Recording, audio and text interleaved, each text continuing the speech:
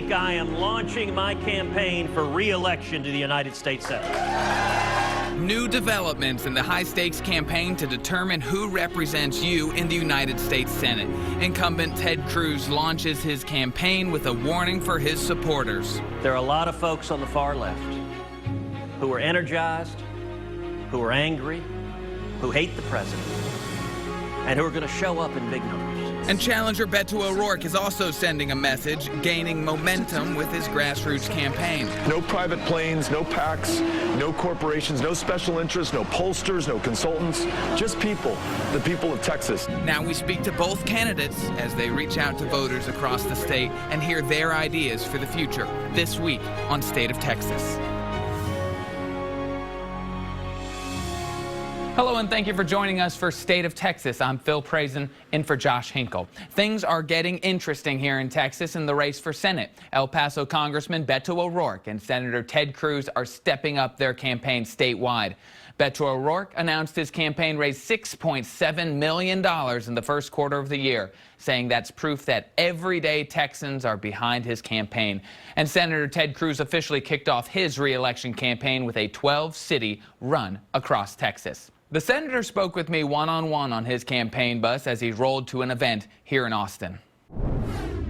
Congressman Beto O'Rourke, he's out raising you right now. Are you worried about that? Well, sure. I mean, you have to take it seriously. There's no doubt that the hard left is energized, that they're angry, that they hate the president. I think we're going to see massive Democratic turnout in November. And that means we can't take it for granted, and I'm certainly not. The good news is there are more conservatives than liberals in Texas. And so, yes, you're going to see the hard left angry and showing up in big numbers. And that's why Congressman Beto O'Rourke is raising a ton of money, because liberals all over the country are giving millions of dollars to liberal candidates for Senate. They want to turn Texas blue. That doesn't reflect the values of the people of Texas. It doesn't reflect what I think the overwhelming majority of Texans want, but it's going to depend on turnout and who shows up at the polls. The Texas Tribune event, I think you tweeted something out that you saw. He said that you're trying to make us afraid of Mexicans and Muslims and transgendered people. Did you want to respond to his comments? You know, it is an amazing thing. I do not understand why liberal politicians think that insulting anyone who disagrees with them is a good approach. And really, who he's insulting are the voters. What he's saying is anyone who wants to secure the borders, anyone who doesn't believe in sanctuary cities, in his words, hates Mexicans or is a bigot, listen, that's offensive. That's offensive to millions of Texans. It's offensive to millions of Hispanics in Texas. Why is it that liberal politicians want to insult everyone and call everyone a bigot instead of having a reasoned policy discussion? And I'll note that there is more than a little bit of irony in seeing this Democrat make that attack at me, because my father was an immigrant. My dad came from Cuba with nothing. He couldn't speak English. He washed dishes, making 50 cents an hour in Austin, Texas, going to the University of Texas. Texans, we welcome, we embrace immigrants, legal immigrants who follow the rules, come here the right way. But that's perfectly consistent with wanting to secure the border and stop illegal immigration. And I think people like Congressman O'Rourke and Hillary Clinton should stop insulting the voters just because they have beliefs different than theirs. Passed massive tax cuts this last year. Yeah. And then, however, signed a pretty hefty spending bill. Conservatives out there, can you convince them that Republicans in power right now aren't all talk? Well, listen, in terms of the tax cut, I think the tax cut was a tremendous victory for Texans. I'm hearing from Texans all over the state the tax cut is making a huge difference in terms of jobs. Small business owners are investing capital, are expanding businesses, are hiring workers, are raising wages. That's good for Texas. But then the spending plan. The spending bill was terrible. I voted no. I vigorously opposed it. It was $1.3 trillion in spending. Sadly, it was drafted in the dark of night. It was negotiated between Mitch McConnell and Chuck Schumer. No other senator was given a chance even to see it. But fans of yours will remember the mini filibuster with Obamacare. I mean, could you have fought harder on that? I mean, because at the end of the day, it became reality, and you have a say. I vigorously opposed it, but the sad state of affairs is we didn't have the votes to stop it. And so you can't stop things that you don't have the votes. With Obamacare, when I did the filibuster there, Republicans had the votes to stop it there if we just stood together. People are upset with each other. We're divided. Yes. Yes. Is this a time, in your opinion, for your campaign and also for Republican Party in general, to be reaching out to Democrats, or is this a double down moment and get the boxing gloves out? What we're saying, I'll tell you, virtually every stop on this barnstorming tour, I've had multiple people come up to me and say, you know what, I'm a Democrat, and I'm supporting your campaign. We're seeing conservative Democrats come over. And let me note, we saw that reflected on Election Day when Congressman O'Rourke barely got 62% of his primary. And you remember 4 years ago, national Democrats were all excited that Wendy Davis, this was going to be the year Texas turned blue. Well, the first sign of trouble on that campaign was primary day in the Democratic primary, when Wendy Davis lost a whole bunch of counties in the Democratic primary all along the Rio Grande. Well, last month in the Democratic Party, we saw that Congressman O'Rourke lost even more counties. He lost virtually every county along the Rio Grande and a bunch of rural counties all throughout Texas. And I think the reason is Texans are a lot more conservative than the platform he's running on. Hispanics in Texas.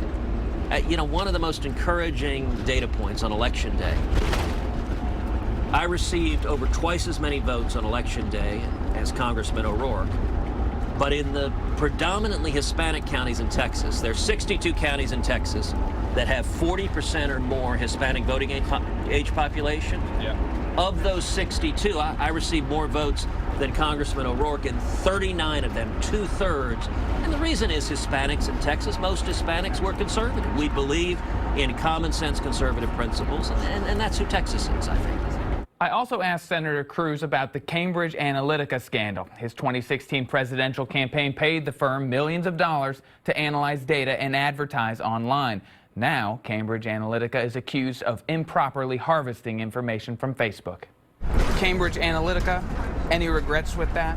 Oh, listen, they were an outside vendor that we hired, and according to contract, we have a binding contract with them, and the contract stipulated that all data that they acquired, all data that they used must have been legally acquired, must be in compliance with all laws, all regulations, and they were contractually committed to doing that, and we expected them to carry through with that obligation, and we assume they did.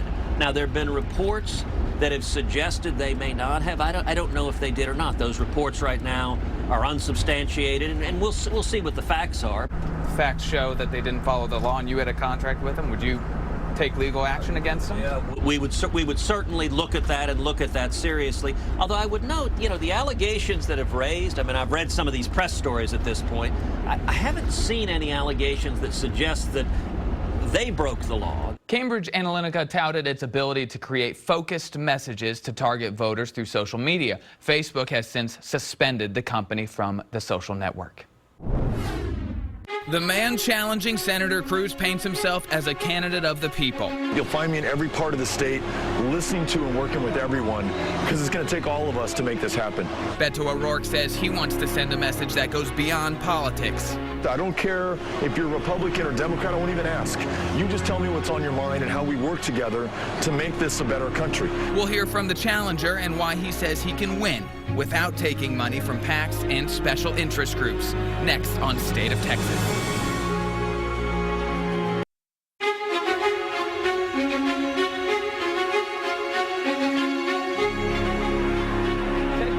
News this week as he launched his re-election campaign with a tour around Texas. But challenger Beto O'Rourke also made headlines when he announced his campaign came out ahead of Cruz in fundraising. I caught up with O'Rourke at a campaign rally in Brady, part of his plan to visit every county in Texas before the election. Let's just talk about the basic of why we're here in Brady, right? This is a different approach. Usually Democrats go to the big cities because that's where the Democratic votes are. Right. But why do you think you can get these people here to vote for you in Brady? You know, everyone in this state deserves to be heard, to be respected, to be fought for, to be represented, to be served. And you can't be too Republican or too small town to have me come out and listen to you. Your opponent will say that you did worse in the primaries than Wendy Davis, and look at how that turned out. Do you want to respond to that? I mean, isn't he somewhat right that you had lower numbers than Wendy Davis? You didn't find me in safe, reliable, Democratic, and blue parts of the state over the last year.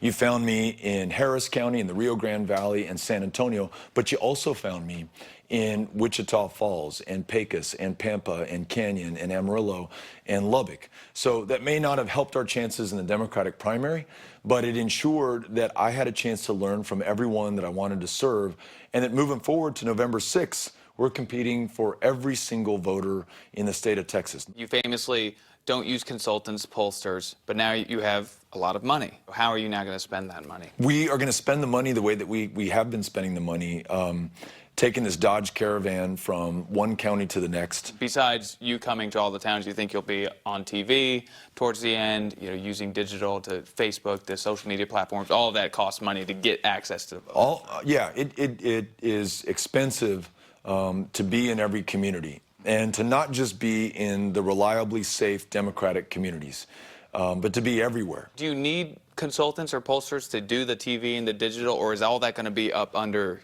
the campaign umbrella? Yeah, I'll tell you, by being in Brady, I have a better understanding of what's on the minds of those in Brady that I want to represent than by relying on a pollster in Washington, D.C. or some other part of the country. So this is our poll. Senator Cruz wants to make this election about, seems to be guns, immigration, taxes. Are those the topics that you want to talk about? We heard from people who are concerned about the quality of public education, especially in small towns and rural counties. Immigration, I'm happy to talk about that, but I want to talk about that within the context of the most diverse state in the union. The leading defining immigrant experience is the Texas experience. And we should be rewriting our immigration laws in our own image. All of these issues are important, and we should pursue them based out of confidence and with ambition, not based out of fear or divisiveness, which I think seems to characterize the other side of this argument right now. Do you think resources should be dedicated to defending the border, or to this, whatever reform comes out of it? There are legitimate security concerns at our border. I mean, there are still people who are being trafficked into this country, sometimes against their will. But for context, we have the lowest levels of northbound apprehensions since 1971. El Paso is one of, if not the safest cities in the United States of America. The border has never been so safe and secure in our lifetime. We can do a better job of supporting our Border Patrol, but the idea of spending $30 billion on a 2,000-mile wall that we don't need, or sending the U.S. military to patrol the border for a job that they are not trained. Let's be smart about the border. Let's capitalize on our shared success with Mexico, and let's learn from the people of the border. In El Paso, Del Rio, McAllen, and Brownsville, and Laredo, they are the ones who should be helping us to lead this policy. If this gets more competitive, do you want and/or need any help from the National Democratic Party? No. This election is going to be decided by the people of Texas, as it should. And none of us should depend on any cavalry coming in from outside of the state, any party bosses outside of Texas calling the shots, any outside unaccountable money. This has to be driven by, led by the people of Texas. My faith is in the people of Texas, and 2018 will be a test as to whether the power of people is greater than the power of PACs and corporations and the concentration of wealth and power and privilege right now in this country. And my money and my faith is on the people of Texas.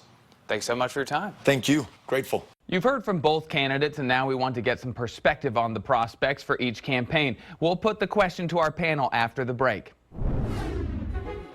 Plus, pushing for property tax relief. A state commission looking to change how Texas pays for public schools is getting an earful. Why it's coming from more than homeowners.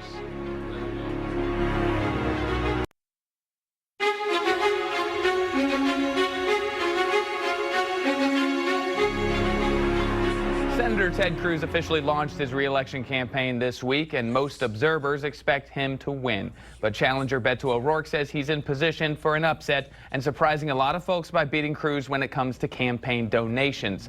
Will this race be competitive in November, and how likely is an upset?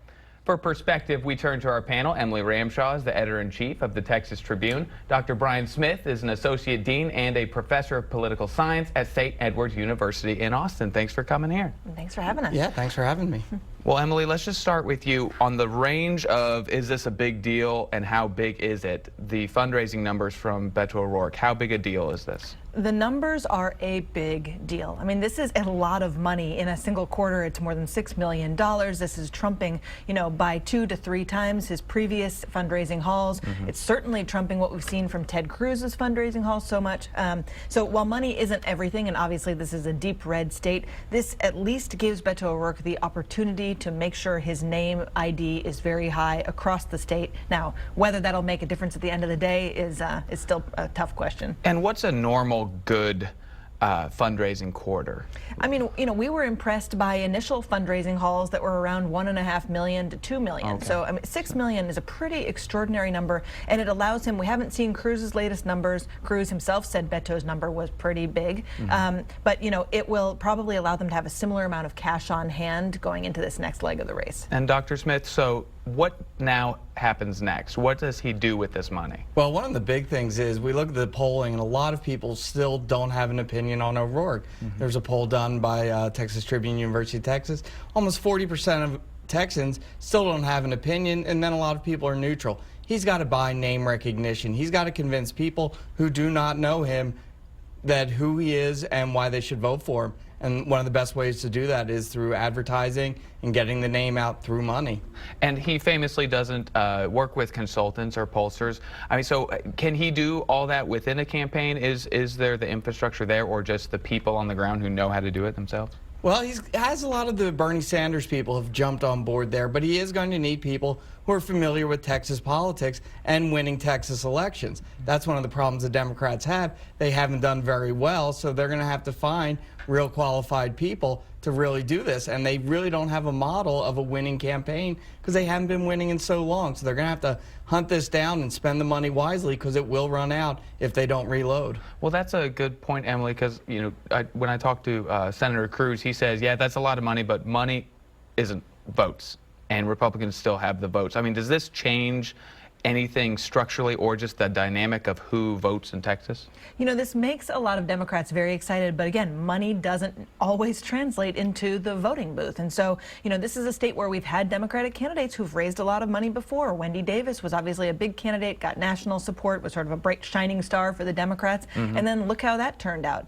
I think the legacy here in Texas is that money is not the be-all end-all. Again, it will help him build his brand, but he's got some legwork to do to begin with. When you look at Beto O'Rourke's, primary numbers, he only just topped 60% of the vote among Democrats. So he still has some room to grow even among Democrats before he thinks about peeling off, the independents or even moderate Republicans. And we've seen controversy, honestly, in Texas races about the National Democratic Party coming into local races. Do you think that the National Party will come in to help, and then what would that look like, in your opinion? Well, the National Party isn't going to come to Texas until they think that Beto O'Rourke has an actual chance. So right now, they're looking at this race to say we can spend our money better in some more competitive races. But if O'Rourke starts moving up in the polls, that's when the National Committee starts looking and says, hey, we can spend some money in Texas, maybe steal this seat from Ted Cruz. We know nationwide, Ted Cruz is not very popular. He's a lot more popular in the state than he is nationwide,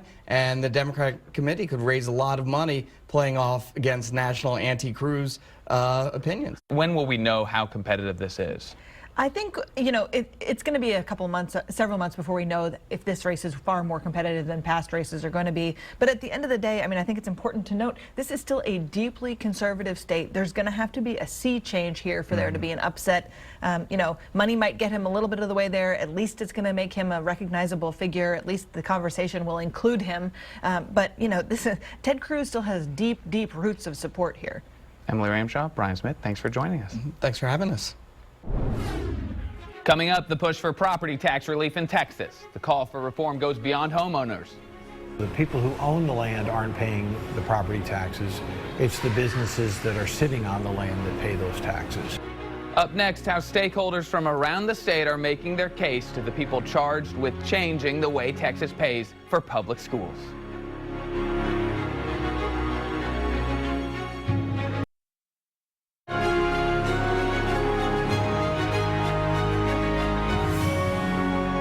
pay your property tax, that money is supposed to pay for public services like schools. But not all that money stays in your community, and that makes a lot of people angry. And not just homeowners. As Steffi Lee shows us, a wide range of stakeholders are making their case to a state commission looking for ways to change how Texas pays for public schools. One home in particular here, we sold for $43,000, and if they were to sell it today, it'd be worth about $430,000, and they're being taxed on that difference. Wayne Jerami with Habitat for Humanity says their homeowners are feeling the hurt. The current school funding system sends a lot of local tax dollars from property-rich areas to other school districts. That money leaving the community is just really tough. It puts a burden on the school district. It puts a burden on the families here, the low-income families, to pay for schools in parts of the state they never even go to. At P. Terry's Burger Stand, It definitely affects the bottom line. high property taxes make Patrick Terry worry about the next generation of small business It owners. makes it harder to expand. It makes it harder to give raises. It just carries a burden. Tax policy experts are also telling lawmakers that finding a solution that'll please everyone isn't going to come easy. It doesn't look like we're going to be able to buy tax relief, but we may be able to limit this size of the increases. These meetings over the complications with taxes and school funding will continue with the Texas Commission on Public School Finance through the end of the year. The commission has 5 more meetings scheduled this year. By the end of this year, members are required to give a report to the governor and legislature with recommended changes to the school finance system. Well, Steffi, there was a lot of talk about the problem, but are there any solutions on the table? Right now, this remains an ongoing conversation. Something that lawmakers and groups are looking at is asking for new state dollars to the school funding system. Other lawmakers are looking at sales taxes, and other lawmakers have examined how teacher compensation works in the state of Texas. Thanks, Steffi. And thank you for joining us for State of Texas. We'll be back next week, but you can also find our program online in the politics section of KXAN.com.